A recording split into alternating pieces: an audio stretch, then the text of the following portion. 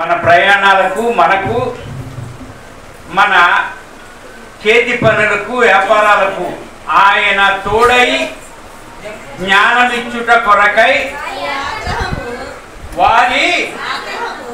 వారి ఆగ్రహము మన పైని రగులుకున్నప్పుడు చాలండి. ఇక్కడ ఈరోజు మనతో మాట్లాడటకు కీర్తనలు 124 కీర్తన 2వ వచనంలో నుండి ఈరోజు మనతో మాట్లాడటానికి ఏర్పాటు చేసి ఉన్నాడు. మొదటి నుండి 1వ వచనం అనేది కీర్తనలు, మరి ఆఖరి వరకు కీర్తనల ఆఖరి వరకు 1వ వచనం వెళ్ళింది, 2వ వచనం అనేది ప్రారంభమై మరి 124 వారాలుగా మరొకసారి మాట్లాడుతూ ఈ వారం 2వ వచనంలో నుండి మాట్లాడుతున్నది. వారి ఆగ్రహము మన పైన రగులుకున్నప్పుడు అని ఇక్కడ చెప్తుంది. అంటే ఆగ్రహము మన పైని రగులుకున్నప్పుడు అంటే మనిషి ఆగ్రహము. అక్కడ పైన మనుషులు మన మీదికి లేచినప్పుడు యెహోవా మనకు తోడై ఉన్నని ఎడల, అంటే దేవుడే తోడై ఉన్నని ఎడల మనుషుని ఆగ్రహము, మనిషి ఆగ్రహం అనేది ఎంత అంత కాదు. మరి ఈ రోజున దేవుణ్ణి శాసించేటట్లుగా మానవులు ఉన్నారు. మరి మానవులు జీవితం దేవుడు తలుచుకుంటే ఎందుకు పనికిరాదని, మనిషిని సృష్టించింది దేవుడేనని, మనిషికి కాపుదలు ఉండేది దేవుడేనని, ఆ దేవుడే మనల్ని నడిపిస్తున్నాడని, పెంచుతున్నాడు, పోషిస్తున్నాడని మరి తెలిసిన మానవుడికే అంత ఆగ్రహం. అంటే ఆ ఆగ్రహాన్ని మనుషులు చేసే ఆగ్రహాన్ని మన మీదకి రాకుండా ఉండాలంటే దేవుడు తోడై ఉండని ఎడల మనం ఇలా ఉన్నాం. ఇలా ఉండని వాళ్ళే ఆగ్రహానికి గురైపోయి చాలా మంది మట్టిలో కలిసిపోతున్నారు. ఒక మానవుడి ఆగ్రహం, మానవుడి కోపం, మానవుని పట్టుదల, మానవుని విశేషాలు అనేది భూమి మీద చాలా భయంకరంగా ఉన్నాయి. దేవుడు ప్రేమమయుడు కనుక అంతటి దేవాతి దేవుడు, ఒక మనిషిని నిర్మించిన దేవాతి దేవుడు తగ్గించుకుని మన పక్షాన తోడై ఉంటున్నాడు. అంటే తప్పిస్తున్నాడు కనుకే మనం ఈ రోజున ఇలా ఉండి మందిరంలో ఉండగలిగాం.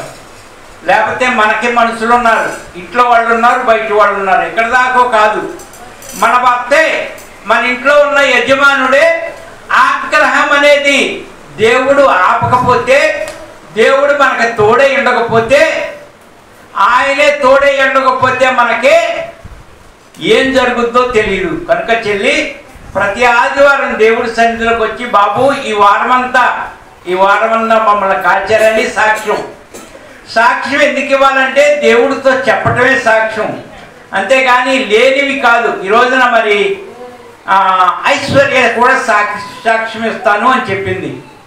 మరి సాక్ష్యం అయితే ఉంటుంది, నువ్వేమే అనుకోమకమ్మా, సాక్ష్యం ఉంటుంది. అంటే మరి ముందుగానే వచ్చింది సాక్ష్యం చెప్పాల్సింది. మరి మనస్సులో గద్దింపు, దేవుని పేరట నాకు జరిగింది, సాక్ష్యం ఇవ్వలేదు. మరి దేవుడు విన్నాడు కదా. కొంతమంది చెప్పారు, నేనెందుకు చెప్పకపోవాలని ఆలోచనతోనే చెప్పాలనే మనస్సు పాప ఆశపడింది. ఏదేమైనప్పటికీ కూడా మనిషి ఆగ్రహం ఎంత ఉందంటే దేవుడు అడ్డుపడకపోతే తీసేసేలాగా ఉంది ఆగ్రహం. మరి ఈరోజు అంశం ఏమై ఉంది? ఆగ్రహం కాదు కానీ గ్రహము. కొంతమంది ఏమంటారు, గ్రహం ఏదైనా పట్టిందేరా నీకు, అలా కొట్టుకుపోతున్నావు. నోటికొచ్చిన మాట్లాడి తల్లని, భార్య అని, అన్నదమ్ములని, తల్లిదండ్రులని ఏ భేదం లేకుండా ఏ గ్రహం పట్టిందిరా, శని గ్రహం అంటారు. అవును కదా. ఈ రోజున గ్రహాన్ని గురించి, మానవుడు ఉన్న ఆగ్రహాన్ని గురించి గ్రహము అనేది తీసుకుని, మరి ఆ గ్రహం ఎలా ఉందో ఒక 7 మాటల్లో, ఎక్కువ సమయం అనేది కాదు, ఒక అరగంట పైన. ఎందుకంటే మరి ఈ రోజున ఇప్పుడు వరకు నేను కొన్ని సంవత్సరాలుగా వాక్యం చెప్తున్నా, మీరు వింటున్నారు. మరి మీరైతే కొద్దిగా ఒక్కొక్కళ్ళు తెలిసిన వాళ్ళు బాగానే ఉందన్నారు, లేకపోతే ఇంకోటి. అసలు నాకు తెలియదు కదా, నేను చెప్పింది నేను చూసుకోవాలని మరి రికార్డు చేయటం జరుగుతుంది ఈ రోజున. ఇదే ఫస్ట్ టైం రికార్డ్ చేయటం. అప్పుడు సాక్ష్యం చెప్పి రికార్డ్ చేశాను. మరి ఇది బయటికి అయితే వెళ్తా మనక మట్టికి ప్రస్తుతానికి నేను చూసుకుని సవరణ ఏదైనా ఉందా, పిల్లలతో నేను చెప్పింది కరెక్టేనా, ఏదో చెప్పుకుంటూ వెళ్ళిపోయినా అనే దాని గురించి రికార్డ్ అవుతుంది కనుక కొంత సమయాన్ని తెలుసుకుందాం గ్రహాన్ని గురించి.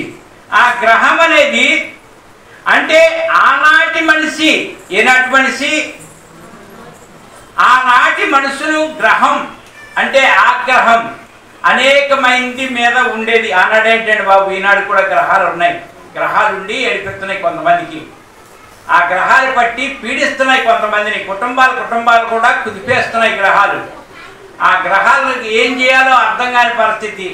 అంటే ఈ రోజున ఆ అర్థం కాని పరిస్థితి గల వారికి చెప్పిన మాట ఏంటంటే, దేవుడు తోడై ఉండకపోతే ఆ గ్రహాలను పట్టి పీడిస్తున్న వారు బ్రతికి ఉండట అసాధ్యం. దేవుడు తోడై ఉండి ఆ గ్రహాలు ఉన్నప్పటికీ కూడా తప్పిస్తూ వారిని విడిపిస్తూ వారిని పెంచి పోషిస్తున్న ఆ దేవాది దేవుడు ఏం చేశాడు, ఈ గ్రహాన్ని గురించి మనుషులు ఏమైపోతున్నారో ఒకసారి తెలుసుకుందాము. ఏ విధంగా ఆ గ్రహాలు అనేది పట్టింది, ఏ విధంగా ఆ గ్రహాలను గురించి గ్రంథం ఏం చెప్తుందో అపోస్తుల కార్యాలు 7 అధ్యాయము. అపోస్తుల కార్యాలు అధ్యాయం 7.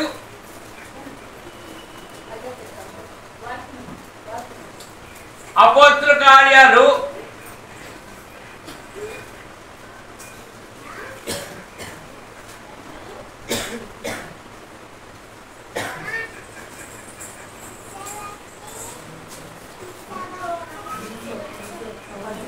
అధ్యాయం 7 వచనం 41. ఆ దినములలో వారొక దూడను చేసుకుని ఆ విగ్రహమునకు బలి అర్పించి వారి చేతులతో తమ చేతులతో నిర్మించి వాటి యందు ఉల్లసించిరి. ఏంటయ్యా గ్రహము, ఏంటయ్యా అంటే మనిషికి నచ్చిన దాన్ని చేసుకుని ఆ నచ్చిన దాన్ని చూసుకుని దానిలో ఆనందించే పద్ధతి ఎవరిదంటే మనిషిది. ఆనాడు కూడా ఒక దూడ చేసుకుని ఆ దూడ చేత్తో చేసి అక్కడ పెట్టి దానికి ఒక బలి అర్పించి దాని ముందు ఆనందిస్తున్నాడు. మానవుడు గ్రహాలు ఎందుకు పడుతున్నాయి అంటే దౌర్భాగ్య స్థితి.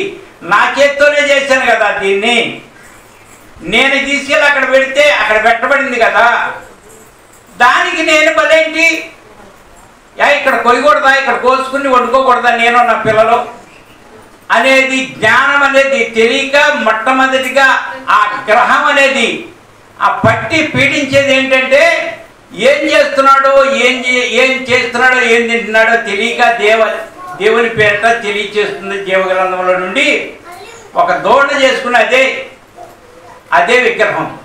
ఈ రోజున మానవుడు ఎదుర్కొంటున్నది ఉన్నది ఏంటంటే టీవీయే, లేదు అతనికి నచ్చినటువంటి భార్య కాని ఒక అమ్మాయే విగ్రహం, ఆమెనే చూసుకుంటూ అక్కడే మొక్కుతున్నాడు. లేదు ఒక అబ్బాయి అమ్మాయిని చూసి అమ్మాయి, అబ్బాయిని చూసి విగ్రహాలు పనికెళ్ళవేరా నాకు ప్రాణం బాగోలా, కాసేపు పంట అయింది దాటిన తర్వాత చక్కగా డ్రెస్ చేసుకుని బయలుదేరిపోయారా, ప్రాణం బాగోలేదన్నా కొద్దిగా అలా ఉందా, అలా వెళ్ళొస్తా.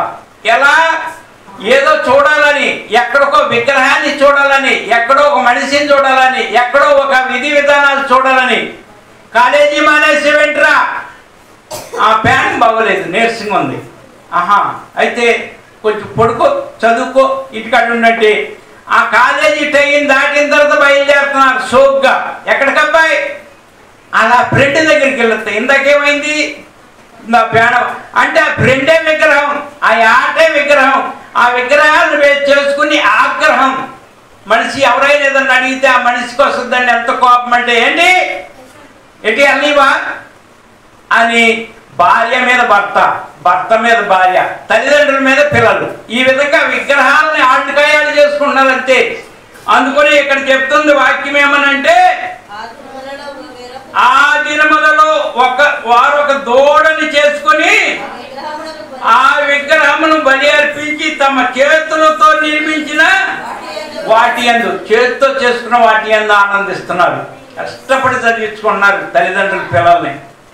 అంటే ఆ చదువుని పక్కన పెట్టేసి వాళ్ళొక విగ్రహం, వాళ్ళొక ఆటే విగ్రహం, వాళ్ళొక పాటే, వాళ్ళొక ఫ్రెండే, లేకపోతే వాళ్ళ బజారీ, వాళ్ళొక సినిమా, వాళ్ళొక షికారు, దీన్నే విగ్రహం చేసుకుని దాంట్లో ఏం చేస్తున్నారు? అది సంతోషిస్తున్నారు. నెంబర్ 1 ఏంటంటే ఆ దినములలో ఈ రోజున మన చేతితో చేసుకున్న దాన్నే మన ముందు పెట్టుకుని దాన్నే గొప్ప చేసి దాని ముందు ఆనందిస్తున్నాం. నెంబర్ 1. మరి నెంబర్ 2, ఈ విధంగా ఆనందించే దాన్ని బట్టి మనిషి చేతులతో చేసుకుని అలా ఆనందిస్తున్నాడు. ఒక రాజుగారు కూడా మరి కొన్ని విషయాల్లో, అంటే రాజుగారు అంటే ఒక ప్రాంతాన్ని, ఒక దేశాన్ని ఏలుబడి చేసే రాజుగారు కూడా ఏం చేస్తున్నాడు అంటే చూద్దాం. మత్తయి సువార్త 2వ అధ్యాయం, మత్తయి సువార్త 2వ అధ్యాయము 2:16 అమ్మ. ఆజ్ఞానులు అపహసించిన దానిని అమ్మా హేరోదు గ్రహించి బహు ఆగ్రహము తెచ్చుకొని తాను జ్ఞానుల వలన వివరముగా తెలుసుకుని కాలమును బట్టి బెత్లెహేములోను దాని సకల ప్రాంతములోను 2 సంవత్సరములు మొదలుకొని తక్కువ వయసు గల మగ పిల్లలందరినీ, అంటే చెప్పేస్తున్నాడు రాజుగారు. ఒక జ్ఞాని, కొంతమంది జ్ఞానులు వచ్చి ఒక విశేషం జరగనయ్యున్న కాలాన్ని గురించి, జరిగే కాలాన్ని గురించి ఒక రాజు వస్తున్నాడు, నీవే కాదు ఒక రాజు పుట్టాడు, ఆ రాజు బుద్ధిమంతుడుగా భారం ఉంది, ఆ రాజు ఎక్కడ పుట్టాడని జ్ఞానులు ఇంటికి వచ్చారు. రాజు ఇంటికి వచ్చినప్పుడు నాకంటే తెలివి కలిగిన వారు జ్ఞానులు కదా, కొన్ని విశేషాలు నాకు చెప్పారు కదా.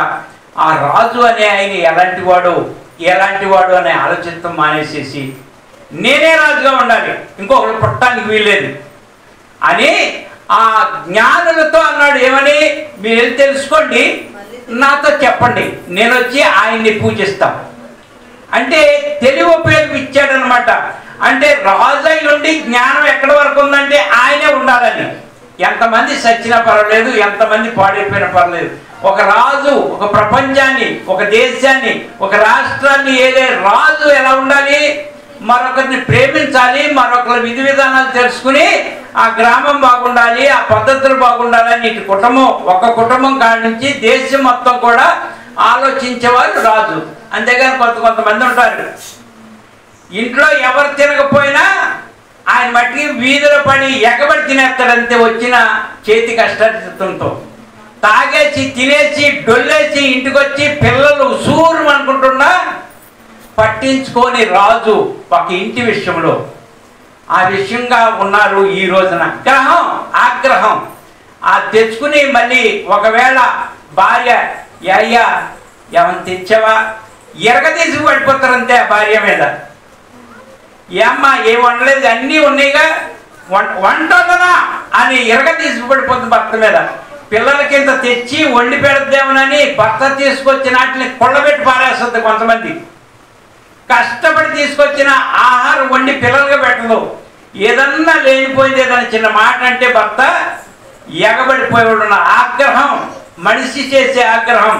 ఆనాడు మొట్టమొదటిగా ఆగ్రహం తెచ్చుకుని రాజు చంపేశాడు. 2 సంవత్సరాల లోపు పిల్లలందరినీ చంపేశాడంట. ఆపగలిగాడా? ఎవరనంట ఆయనకి ఇంట్లో ఎలుగు దూరిందని నొప్పు తగిలిచ్చేసాడంట. తగలబడి మూలకి వెళ్ళేటప్పటికి ఆ ఎలికి ఎగిరి దూకి పక్కింట్లో పోయింది ఎవరిల్లు. అదే విధంగా ఈ రోజున చెల్లి మన ఇంట్లో ఆగ్రహం తెచ్చుకునే కంటే ఆలోచన చేయాలి. నువ్వు రాణివి, మీ ఆయన గారు రాజు. అందరి గురించి వదిలే, ఎవరెవరో గురించి కాదు. ఈ రోజున మనకి చెప్పుకునేది ఏంటంటే మన 4 గోడల మధ్యన మనం నేర్చుకోవడానికి చెప్పుతున్న గ్రంథం. మన కుటుంబాలు బాగుండాలి, మనం బాగుండాలి.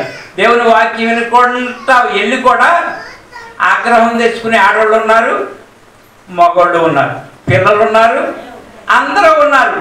కానీ వాక్యం ఏమైంది? వాక్యం విన్నామంతే, దాన్ని ఇక్కడే విడిచిపెట్టి మేము మాత్రమే బయటికి వెళ్ళాం. ఆ విధంగా వెళ్ళటానికి వీల్లేదు. ఆగ్రహం అనేది మనిషి ప్రాణాలు తీస్తుంది. తీలేదా? ఎంతమంది చచ్చిపోయారు పిల్లలు, ఎంతమంది కన్నీరు పెట్టుకున్నారు. 2 సంవత్సరాల్లో పిల్లలంటే ఎలా ఉంటారు? ఎంత ముద్దుగా చూసుకుంటారు తల్లి. 9 నెలలు మోసి కని అల్లారి ముద్దుగా పెంచుకున్నటువంటి 2 సంవత్సరాల పిల్లల్ని బయటికి లాగి రాజు చంపేసేస్తుంటే రాజునే వనలేక, పిల్లల్ని బతికించుకోలేక ఎంత విలవిల్లాడిపోయారు. అదేవిధంగా ఈ రోజున నీ కుటుంబంలో, నా కుటుంబంలో, ఏ కుటుంబంలోనైనా ఆగ్రహం అనేది జాగ్రత్తగా చూడాలి. మన చేత్తో చేసుకునే దాంతోనే ఆనందించేస్తున్నాం, మనం చేసుకునే దాన్ని బట్టి ఆనందించేస్తున్నాం. కానీ దేవుడే తోడుండకపోతే మనం ఈ రోజున మందిరానికి రాలేమురా బాబు. అదే ఇక్కడ చెప్తున్న వాక్యం. రాజు అయ్యుండి, రాజ్య పరిపాలన చేయాల్సిన వాడయ్యుండి, రాజ్యాన్ని కాపాడగలిగిన వాడయ్యుండి, ప్రజల్ని ప్రేమించగలిగిన వాడయ్యుండి ఏం చేశాడంటే 2 సంవత్సరాల పిల్లల్ని దేన్ని బట్టి చంపేశాడు? రాజకాంక్ష, రాజుగా ఉండాలని. రాజుగా ఉండాలి అంటే నేనే రాజు, ఇంకెవరు పుట్టడానికి లేదు. ఆయన పుట్టి పెరిగిన తర్వాత నేను ఉంటానా అనుకోవచ్చుగా. మరొక రాజు రెడీ అయ్యాడు అంటే ఈ రాజుకి ఏంటి అర్థమాద? అసలు ఆ రాజు ఏంటి, ఆ రాజు విశేషాన్ని తెలుసుకోవాలిగా. జ్ఞానులే ఎక్కడి నుంచో వచ్చారు పూజ చేయటానికి ఆయనకి. కానీ ఈ రాజు ఏం చేశాడంటే ఆగ్రహం. అంటే మంచి జరుగుతుంటే ఆగ్రహం, మంచి జరుగుతుంటే కోపం. ఆ విధంగా ఉంటుంది. రెండవదిగా ఆ విధంగా చెప్తుంది వాక్యం. దాన్ని బట్టి మనిషి గ్రహం, మనిషి ఆగ్రహం ఎక్కడనున్న పిల్లలైనా తీసి చంపేసింది. ఆయనను కాదు అనేక మందిని చంపించింది. అందుకు గ్రంథం ఏం చెప్తుంది? ఈ విధంగా ఉన్న మన కోసం మరొక మాటగా చెప్తుంది. ఏంటంటే అదే మత్తయి సువార్త 19, అదే మత్తయి సువార్త 19 అధ్యాయము 11 వచనం. అందుకాయన అనుగ్రహము నొందిన వారు తప్ప మరి ఎవరును. అంటే దేవుని అనుగ్రహం అనేది ఉంటేనే. ఇక్కడ కూర్చుని ఉన్నామండి, గుడికి వెళ్ళి వచ్చామండి, వాక్యం విన్నామండి, వాక్యం తీసుకున్నామండి అని చెప్పుకోవటం కాదు. ఆయన అనుగ్రహం ఉండాలి. అంటే దేవుని మాట మీలోకి వెళ్ళాలి. నాతోనే మాట్లాడాడు దేవుడు, నాతోనే అందరూ కూడా వదిలే. ఈ రోజున వాక్యం నాతో మాట్లాడింది, ఆ వాక్యం దేవుడు, ఆ దేవుడే మనతో మాట్లాడింది అనుకోగానే అయ్యగారు చెప్పాడు అని చెప్పాడు, ఇది చెప్పాడు కాదు. వాక్యం అనేది ఎవరు? దేవుడు. వాక్యమై ఉన్న దేవుడు. ఆ దేవుడు ఎవరితో మాట్లాడటానికి వచ్చాడు? ఇలా మనందరితో మాట్లాడి మరొక వారం రోజులు కొన్ని విషయాల్లో మనం జాగ్రత్త పడటానికే చెప్పేది వాక్యం. అదే బోధ, అదే మనల్ని సరిచేసేది, అదే అర్థం అన్నారు వాక్యాన్ని. సరిచేసే అర్థం అంటే మన ముఖం చూసుకోగానే మనం సరి చేసుకుంటాం కదా. ఈ ఎటుకలు ఇట, ఈ చెవులుకున్నది, ఈ ముసుకెలాగా చేసుకుంటాం కదా. అదే కనపడకపోతే ఇక్కడ మసి అంటున్నా ఏం కనపడదు. కనుక ఈ రోజున అర్థమై ఉన్న మా వాక్యం, అర్థమై ఉన్న దేవుడు, వాక్యమై ఉన్న దేవుడు మీతో మాట్లాడుతున్నాడు, నాతో మాట్లాడుతున్నాడు. నేనని మీరని వేరు ఏం లేదు. ఈ చోట్లో ఎదురుగా ఉన్న మిమ్మల్ని, వెనకమాల ఉన్న నన్ను, సమస్తాన్ని కూడా సరిచేయగలిగిన దేవుడై ఉన్నాడు. కనుక చెల్లి ఇక్కడ ఏం చెప్తుంది వాక్యం అంటే, అందుకు ఆయన ఆగ్రహం నొందిన వారు తప్ప, అనుగ్రహం నొందిన వారు తప్ప మరి ఎవరును ఈ మాటలు అంగీకరింప నేరరు. అంటే ఇక్కడ చెప్తే ఇక్కడ అందరూ అంగీకరించి పడుతున్నారంటవా? ఇక్కడ చెప్పే ప్రతి ఒక్క మాట అందరికీ తెలిసిపోతుందంటవా? కొంతమంది ఎప్పుడైనా వదిలిపెట్టి వెళ్ళిపోదాం అనుకున్నవాడు ఉన్నారు. ఎందుకు ఇంతసేపు ఏంటికి ఓ చెప్తాడు అనుకునేవాడు ఉన్నారు.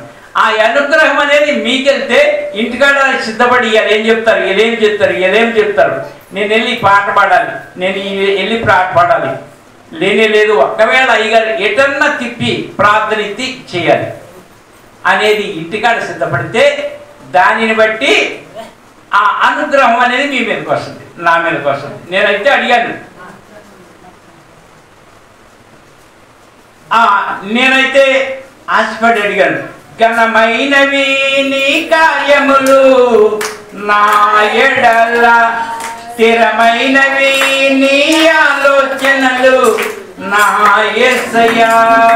ఘనమైనవి నీ కార్యములు నా ఎడల, స్థిరమైనవి నీ ఆలోచనలు నా యేసయ్యా. కృపలను పొందుచు కృతజ్ఞత కలిగి స్తుతులార్పించెదను అన్ని వేళలా. కృపలను పొందుచు కృతజ్ఞత కలిగి స్తుతులార్పించెదను అన్ని వేళలా. అనుదినము నీ అనుగ్రహమే ఆయుష్కాలము నీ వరమే. అనుదినము నీ అనుగ్రహమే ఆయుష్కాలము నీ వరమే.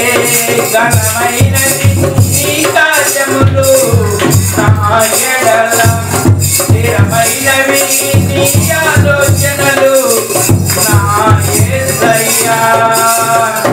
ఆయుష్కాలము దేవుని వరము, అనుదినము నీ అనుగ్రహమే. అనుదినము అంటే ఈ రోజు నుండి రేపు మానేసేది కాదు, అనుదినం. ఉదయం అయ్యేపాటికి ఆయన రెడీగా ఉంటాడు అనుగ్రహించే దేవుడు. ఆయన అనుగ్రహం ద్వారాగే ఆయుష్కాలము ఆయన వరమై ఉన్నది. నేను బతికాను, నేను పొద్దున్నే బాదం తాగాను, మధ్యాహ్నం బూస్ట్ తాగాను, సాయంత్రం హార్లిక్స్ తాగాను, బలంగా ఉన్నాను. ఏం పని చేయరు బుజ్జి. చాలామందికి డబ్బులు ఉన్నాయి, అన్నీ ఉన్నాయి తాగేవాళ్ళు, కానీ ఆయుష్తో లేరు.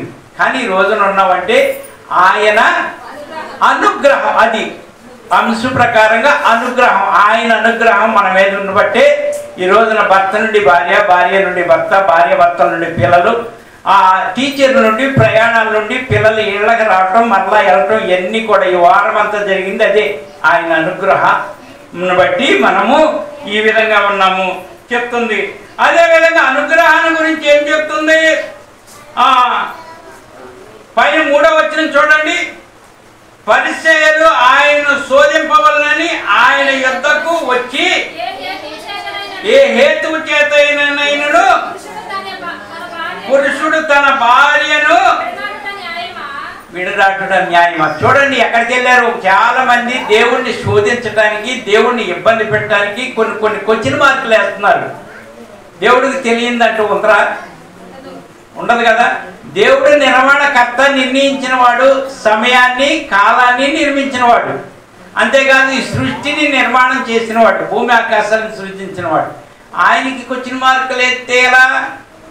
కొంతమంది ఆయన పుట్టించిన వారినే ఓడించలేకపోయారు. సొలొమోను రాజు గారి దగ్గరికి ఎవరంటే షాబా దేశపు రాణి వచ్చిందంట. ఏమని? ఎందుకు? జ్ఞానవంతుడు అంట. అసలు ఆ జ్ఞానాన్ని ఓడించాలని దేవుని దగ్గర పొందుకున్న జ్ఞానం అది. ఆమె వచ్చి చివరికి దాసోహం అని వెళ్ళిపోయింది. ఏది? ఒక మానవుడు దేవుడు ఇచ్చిన జ్ఞానానికి అలా ఉంటే అసలు దేవుడి దగ్గరికే వెళ్ళి శోధిస్తున్నారంట. అయ్యా మరి భార్యని అసలు ఏదో విధంగా విడిచిపెట్టొచ్చా? ఒకవేళ విడిచిపెట్టొచ్చంటే ధర్మశాస్త్రం విడిచిపెట్టకూడదు అంది కదా అని చెప్తామని. దాని గురించి 7వ వచనంలో చెప్తున్నాడు. ఏమని? అందుకు వారు అలాగైతే పరిత్యాగ పత్రిక ఇచ్చి ఆమెను విడనాడమని మోషే ఎందుకు ఆజ్ఞాపించినని వారు ఆయనను అడగగా, చూడండి అంటున్నారు మోషే గారు పరిత్యాగ పత్రిక ఇచ్చేయండి, విడిసీటీలు ఇచ్చేయండి అని మోషే గారు చెప్పారుగా. వద్దంటున్నారు, కాదంటున్నారు. ఎందుకు చెప్పారు ఏంటి అంటే ఇక్కడ చెప్తాను 9వ వచనం. మరియు వ్యభిచారం నిమిత్తమే తప్ప తన భార్యను విడనాడి మరి ఒకతిను పెళ్లి చేసుకున్నవాడు వ్యభిచారం చేయుచున్నాడని విడనాడబడిన దానిని పెళ్లి చేసుకున్నవాడు వ్యభిచారం చేసుకున్నాడని మీతో చెప్పుచున్నాను అని వారితో చెప్పారు. ఒక వ్యభిచారం నిమిత్తమే భార్యని విడనాడాలంట. ఆ ఒక్కడ తప్ప దేని ద్వారా విడనాడితే ఒకవేళ ఆ అమ్మాయిని మళ్ళీ పెళ్లి చేసుకుంటే వ్యభిచారమే, లేదు ఈ అబ్బాయిని మరొక పెళ్లి చేసుకుంటే వ్యభిచారమైంది. గ్రంథ లెక్కల ధర్మశాస్త్ర లెక్కలుగా ఆ విధంగా ఉన్నది. దానిని బట్టి ఇక్కడ చెప్తున్నాడు, అందుకు ఆయన అనుగ్రహం నొందిన వారు తప్ప మరి ఎవరును ఈ మాట అంగీకరింప నేరరు అని చెప్తుంది. ఇది ఎన్నో మాట? 3వ మాట. అయితే ఇందును గూర్చి తెలియజేసే సమాచారం ఏంటి? ఈ విధంగా చెప్పుకుంటూ వెళ్ళాడు కదా, దీనిని గురించి దేవుడు సమాచారం ఒకటి తెలియజేస్తున్నాడు. ఏంటి అంటే ప్రకటన 2:20. ప్రకటన 2:20. అయితే మీరు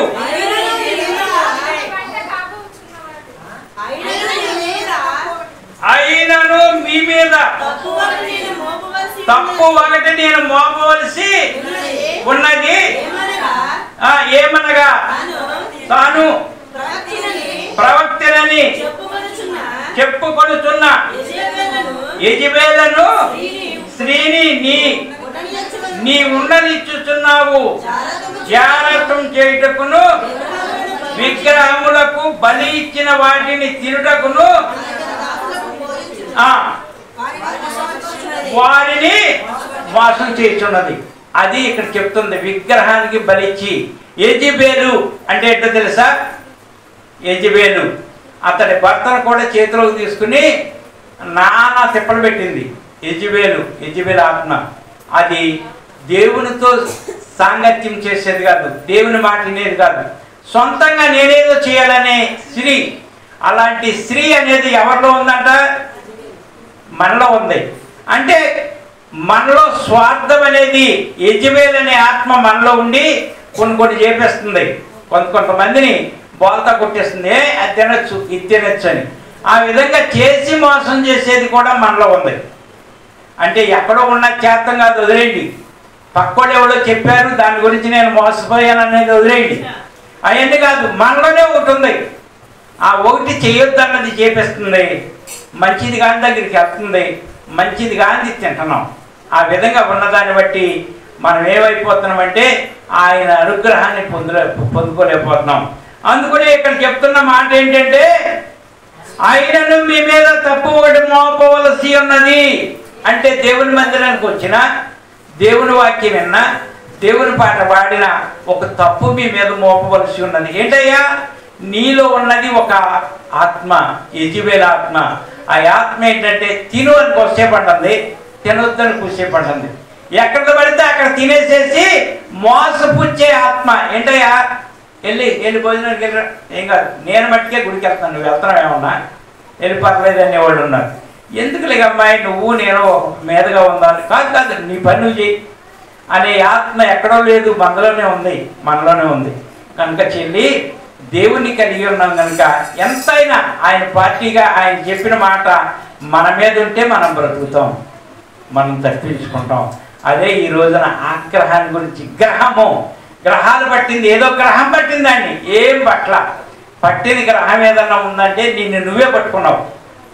గ్రహం ఎక్కడి నుంచో వచ్చి నాకు పట్టుకుంది అని చాలామంది అంటారు. కాదు, పట్టుకోరా, అసలు నువ్వే గ్రహం అయ్యి ఈ తెప్పలు ఇవన్నీ తెచ్చిపెట్టుకుని ఆ గ్రహాన్ని విడిపించుకోలేక దేన్ని చూస్తే అదే నా గ్రహం అని దాని దగ్గరికి వెళ్ళి మొక్కుకుంటా, దాని దగ్గరికి వెళ్ళి తినుకుంటా, దాన్నే ఆశ్రయిస్తున్నాము. దాన్ని బట్టి ఇక్కడ చెప్పింది మాట. అంటే యెజబెలు అనే స్త్రీ, యెజబెలు అనే ఆత్మ, ఆ ఆత్మ నిన్ను ఏం చేస్తుంది, ఎక్కడికి తీసుకెళ్తుందంటే అది 21 చదువుదాం. మారు మనసు పొందుటకు నేను దానికి సమయం ఇచ్చితిని గాని అది తన జాగ్రత్తం విడిచిపెట్టి ఆ విధంగా గ్రహం పడితే, ఆ విధంగా దేని పడితే దాన్ని తినుకుంటా, ఏది పడితే దానిలో ఆనందించుకుంటూ ఉంటే మారు మనసు పొందడానికి అవకాశం లేకుండా పోతున్నారు. అందుకే వాక్యం చెప్తుంది అన్నమాట. ఈరోజు గ్రహాన్ని గురించి చెప్తుంది. ఏదో వచ్చేసింది నా మీదకి, ఏదో తెచ్చాడు మా ఆయన, ఏదో తెచ్చింది మా ఆవిడే, ఏదో తెచ్చాడు పిల్లోడు, ఇవన్నీ తెత్తం కాదు. కానీ అసలు నీ దగ్గర ఉన్నది ఏంటో తెలుసుకుంటే అప్పుడు దేవుల్లో మార్పు చెంది ఆయన అనుగ్రహం మీ మీదకి వచ్చి ఆయన మాట మీలో ఉంటుంది. దానిని బట్టి 22 ఇదిగో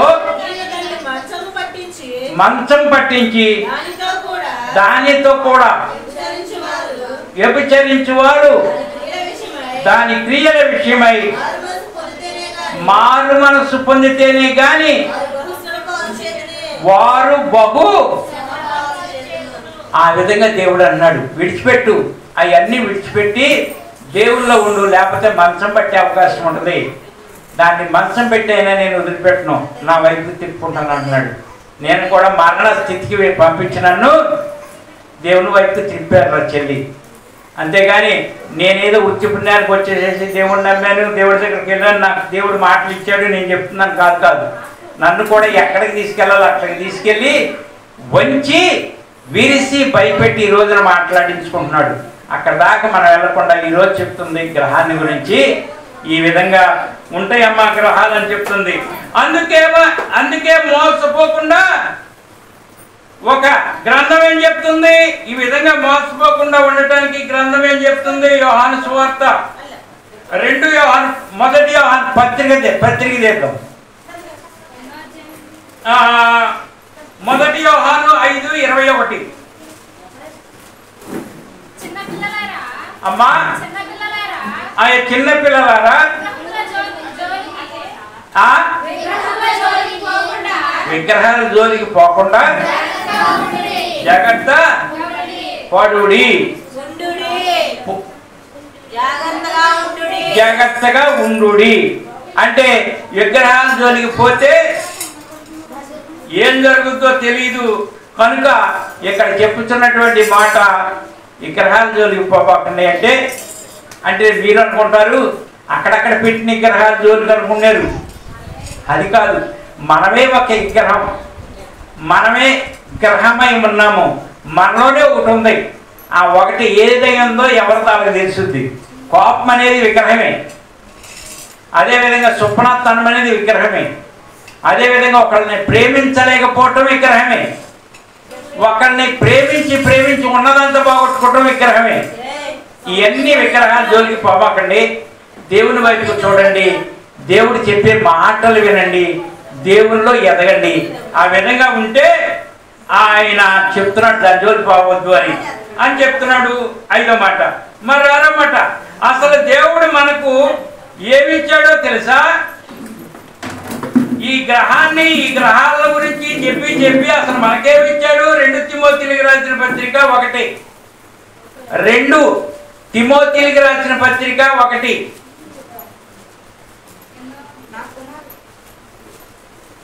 2 తిమోతి 1:7. అమ్మా దేవుడు మనకు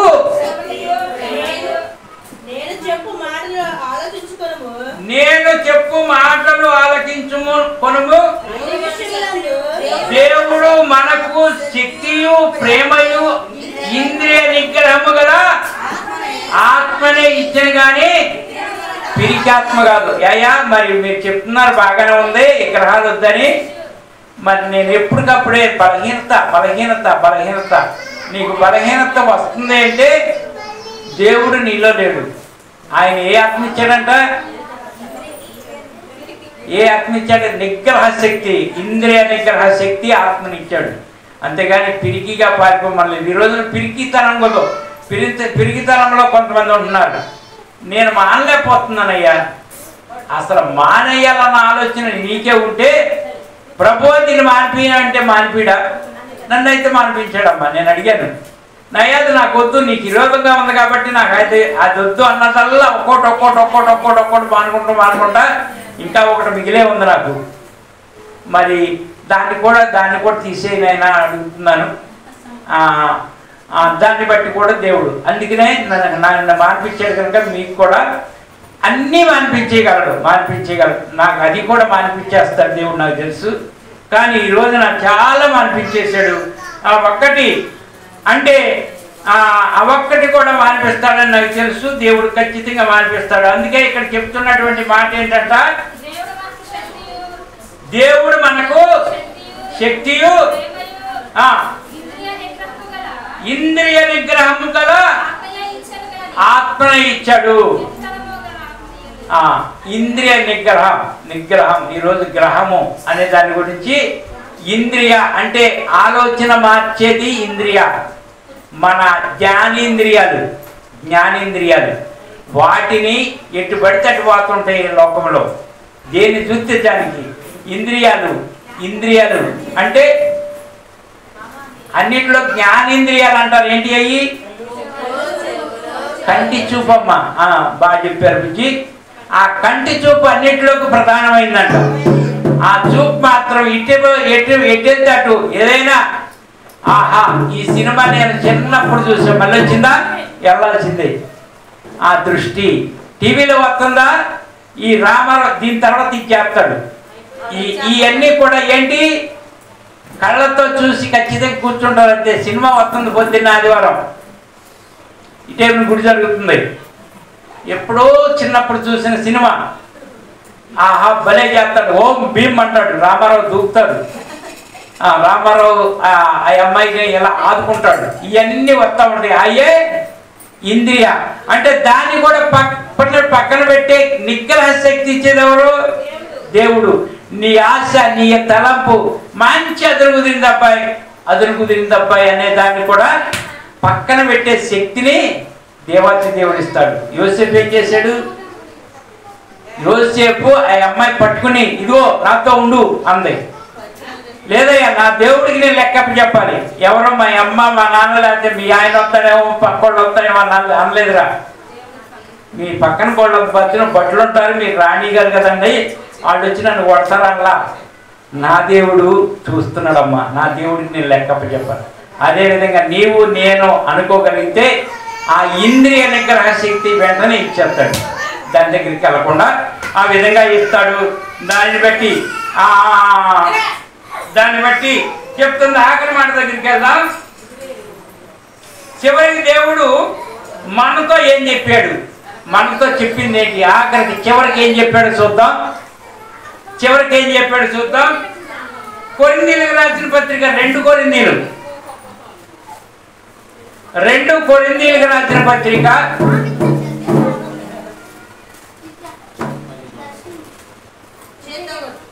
2 కొరింథీయులకు రాసిన పత్రిక అధ్యాయం 6, 16, 18 కలిసి ఉంటుంది. దేవుని ఆలయమునకు అమ్మా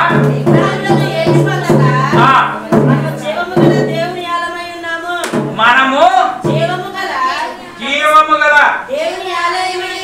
దేవుని ఆలయమై ఉన్నాము. అందుకు దేవుడు ఎలాగూ సెలవిచ్చుచున్నాడు, నేను వారిలో నివసించి సంచరించును, నేను వారి దేవుడినై ఉందును, వారు నా ప్రజల యుందురు. కావున మీరు వారి మధ్య నుండి వెడలి ప్రత్యేకముగా ఉండుడి, అపవిత్ర దానిని ముట్టకుడని ప్రభు చెప్పుచున్నాడు. మరియు నేను మిమ్మును చేర్చుకొందును, మీకు తండ్రినై ఉందును, మీరు నాకు కుమారులను కుమార్తెలనై ఎందురని సర్వశక్తి గల ప్రభువు చెప్పుచున్నాడు. చాలండి, ఇక్కడ చెప్పుచున్నటువంటి మాట ఇవన్నీ కూడా మనము జీవము గల దేవుని ఆలయమై ఉన్నాము. ఏమై ఉన్నావు?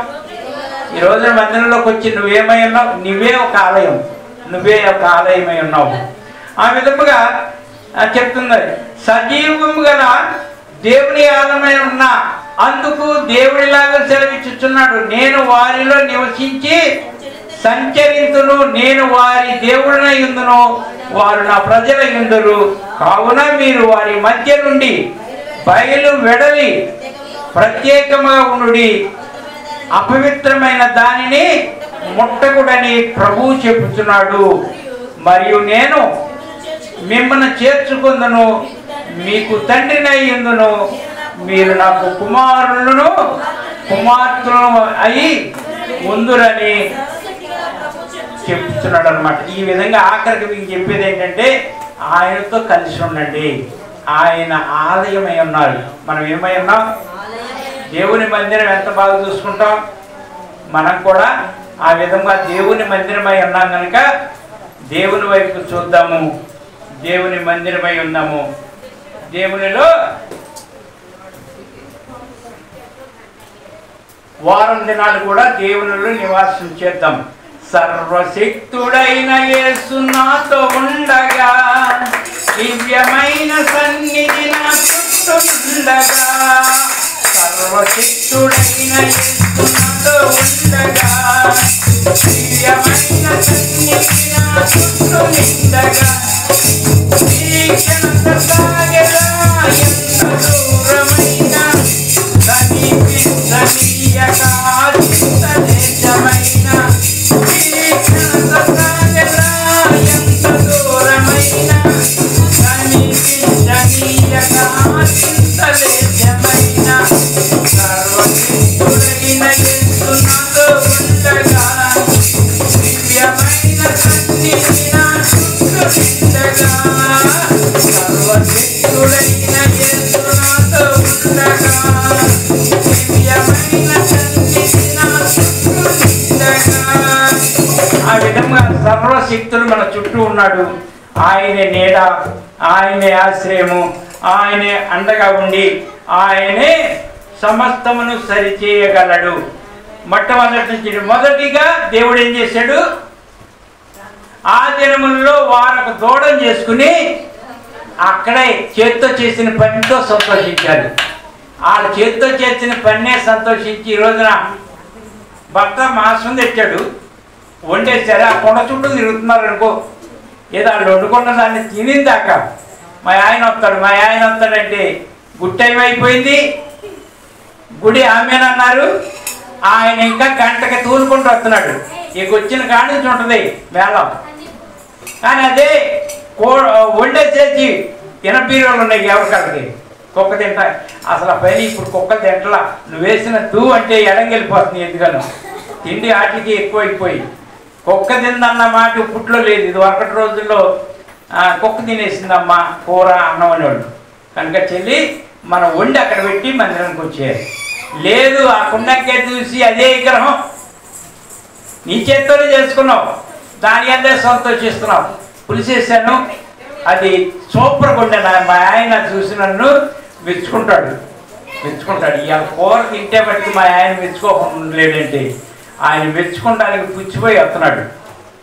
రుచి పచ్చి అనేది ఆయనకి తెలవకుండా పోయింది ఆయన నాలుగుకి. ఆయనకి అలాంటి స్థితిలో వస్తాడు. అవన్నీ పోవాలంటే దేవుని మందిరానికి రా. నీ భర్తను తిన్నగా చక్కగా తీసుకొచ్చి ఇద్దరు భార్య భర్త తినచ్చు. ఆ విధంగా చేయండి. నెంబర్ 1, వారి చేత్తో చేసుకున్న దాంతోనే మరొకరు ఏం చేస్తున్నారు? వాళ్ళు సంతోషిస్తున్నారు. మరొక ఆయన రాజు అయి ఉండి, కుటుంబ యజమానుడు అయి ఉండి, భార్య చెప్పిన మంచి పనిని ఎనక కర్ర తీసుకుని కొట్టేసుకుంటున్నాడు భర్తని. పిల్లలు అంటూ వస్తే పిల్లల్ని సాయంకాలం మళ్ళీ ఈయనే తీసుకెళ్ళాలి హాస్పిటల్కి. ఆ విధంగానే రాజు ఏం చేశాడు? పిల్లల్ని చంపేశాడు. రెండవది. మూడవది, అందుకు ఆయన అనుగ్రహం నొందిన వారు తప్ప మరి ఎవరు? అనుగ్రహం అనేది ఎక్కడ దొరుకుతుంది? దేవుని మందిరంలో అనుగ్రహం వస్తే ఈరోజు వారం దినాలు సోమ, మంగళ, బుధ, గురు, శుక్రు, శనివారం, మళ్ళీ ఆదివారం దాకా ఆయనకి అనుగ్రహం అనేది, ఆయన మాట అనేది ఏదో సమయంలో తప్పు కదా అలా చేయకూడదు. నేను నిన్నే కదా వాక్యం విన్నాం, మొన్నే కదా చెప్పాడు పాస్టర్ గారు ఇలా చేయకూడదని అనే మాట నీకు తగులుతురా. అనే మాట మీకు తగిలినప్పుడు దాన్ని ఆపుకుంటారు, కొంత కాకపోతే కొంతైనా. ఆ విధంగా చెప్తుంది. మూడోది. నాలుగోది అని వెళ్తే అమ్మా విగ్రహములను బలిచ్చే వాటిని తినకుండా యెజబెల్ అనేది ఒకటి ఉంది నీ మీద, నీలో. ఆ యెజబెల్ నీ పిల్లల్ని, రే నేను రాకూడదు కానీ బాప్తిస్మం తీసుకున్నా, మీరు వెళ్ళండి అంటే ప్రోత్సాహం అనేది నీలో నుండే బయలుదేరుతుంది. ఆ విధంగా చేయకూడదు. అది నాలుగవదిగా. ఐదవదిగా చిన్న పిల్లలారా విగ్రహాలు జోలికి పోమాకండి. ఏదో ఒకటి నీ మనసులో పెట్టుకో, మాకు ప్రేయర్గా ఉండంతే. దేవుని నమ్ముకున్నావు కదా, నీ హృదయంలో అవునంటే అవును, కాదంటే కాదు. అంతేగాని వేషధారణ అనేది, విగ్రహం అనేది పెట్టుకో. మాకు మాట చెప్పేవంటే అదే మాట, అంతేగాని ఇక్కడ ఒక మాట అక్కడ ఒక మాట, అక్కడ తీసి ఇక్కడ తీసి అక్కడ పెట్టకూడదు అని చెప్తుంది. చిన్న పిల్లలారా విగ్రహాలు జోలికి పోమాకండి. అదే మరొకటి చెప్తుంది ఏమని, దేవుడు మనకు శక్తియు ప్రేమయు ఇంద్రియ నిగ్రహ శక్తి ఆత్మనిచ్చాడు. అంటే నీవు నమ్మిన దేవుడు సామాన్యుడు కాదు. ఒకవేళ నీకు బోళ్ళన్న అలవాట్లు ఉన్నా వాటిని విడిపించి చక్కని స్థితిలో నిలబెట్టగలిగిన వాడు దేవుడు. ఆయన వైపు చూడండి, ఆయన వాక్యం ఉండండి. దాన్ని బట్టి చెప్తుంది ఆఖరి మాట, మనకు విగ్రహములతో ఏమీ పొందిక లేదని చెప్తుంది. అంతే. ఆ విధంగా పొందిక లేని వారముగా ఉందాము. ఆ విధముగా ఉండి ఆయన సన్నిధిలో ఉందాము, ఆయన పేరిట జీవిద్దాము. ఈ కొద్ది మాటలు దేవుడు దీవించును గాక.